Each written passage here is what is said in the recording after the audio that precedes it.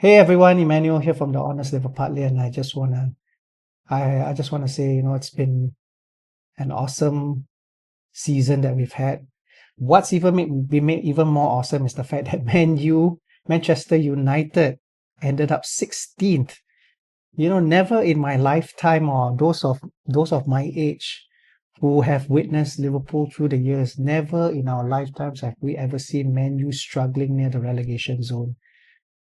If you take away the three teams that were relegated, you know, if there were no if there was no Ipswich, Southampton or Leicester, Man U and Spurs and West Ham or Wolves would have been relegated. You know what would have meant? To see Manchester United relegated, that would be a disaster. The fact that their club is poorly managed in itself is already a disaster. Okay, it goes back to the days when Alex Ferguson handed over the club to David Moyes. That was the beginning of the rot that was festering inside Man U. And now that it's been almost a week since the Europa League final, the fallout has been massive. I've been following all the Man U fan channels, uh, and every single one of them, Saeed, Naeem, Alice, the United View, the Stratford Paddock, they have it's like watching a funeral video for the team. Not a single one of them have anything good to say about the team, and the club has recently announced that it's putting up all the players up for sale. You know how bad that is when you put up all the players up for sale? It's very bad, folks. So when a club puts every single player up for sale, that can only mean one thing, okay? None of those players deserve to wear the shirt.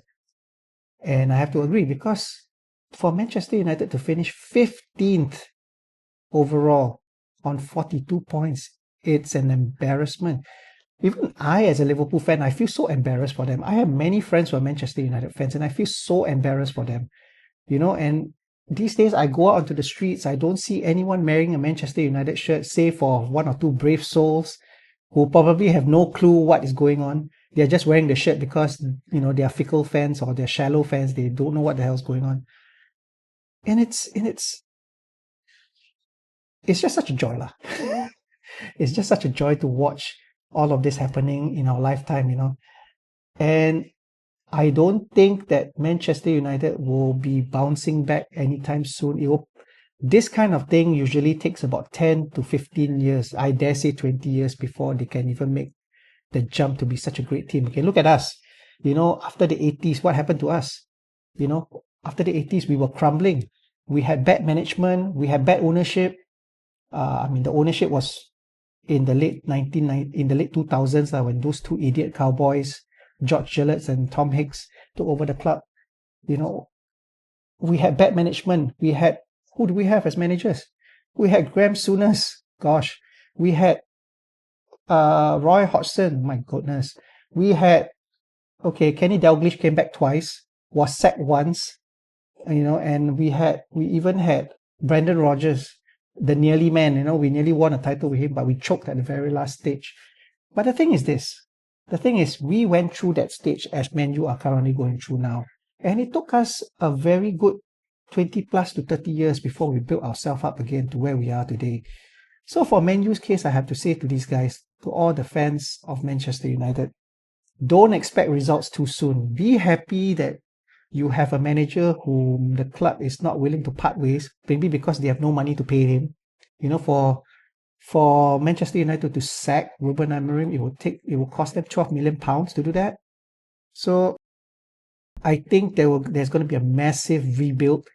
A lot of players who don't deserve to be there are going to be moved on or shipped out. Johnny Evans, Luke Shaw, Casemiro, these are all old players. The problem with the club was that they bought big names because they wanted star quality over the quality of the overall performance so far, and this has cost them a lot of money over the years. It's really, really sad to see the state of Manchester United today, and for many years they have mocked us for being like that, and now they are in the same predicament, and they simply can't believe their eyes that they're going through the same predicament, and that they wish that they could get out of it. But all I can say is it will take them about 10 to 20 years before they can they can be that same club ever again. Ruben Amorim is definitely not going to be staying at the club for that period of time. It's going to be a long climb back for Manchester United. And if they end up in the top 10 next season, I would say that's a miracle. Okay. If they do get Champions League football, that's a bonus. If they get Europa League, that's another bonus. But who knows where they end up? Who they're going to buy? They're already breaking the bank for Matthias Cunha at £62.5 million.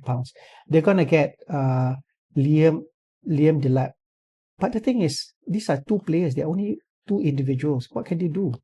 You know, with a team like that, they're going to need a massive reboot. They need to look into the academy. They need to start bringing out the youngsters. That's what we did. We brought Trent out. We brought Jarrell Quansah out. We brought Jaden Dance out. We brought all these fellas out. And it took us a good 10 years before they finally developed into the players they are today. So the fallout is going to be massive, and I'm still catching up with all the news from Manchester United channels. And it just brings me joy to see them all like talking as if they're in a funeral. But we shall soon see what's going to happen. I have no doubt that things will get better for them eventually, but until then, we're going to be dominating the league. So, with that said, let's look forward to number 21 next season, and I hope we have a better season than we have the one this season.